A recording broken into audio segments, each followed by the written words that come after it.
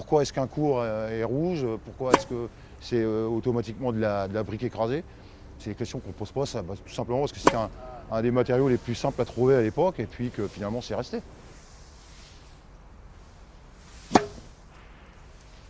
En fonction de ce qui s'est passé la veille, il va y avoir ou un balayage profond là, au balayage de boulot, ou alors on va uniformiser la surface avec une raclette afin que le rouge soit uniforme partout.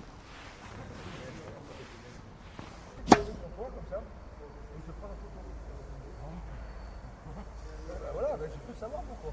Bon, moi, le numéro de téléphone, j'ai donné sur le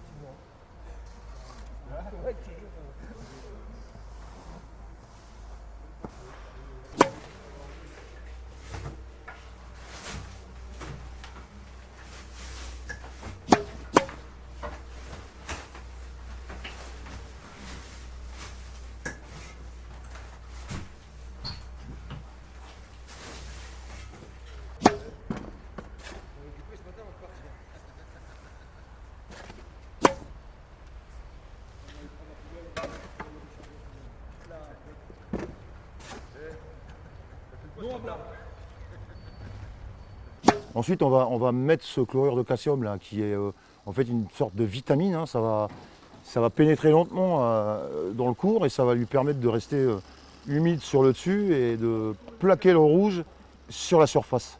Ensuite, il va y avoir un arrosage pour que ce soit uniforme.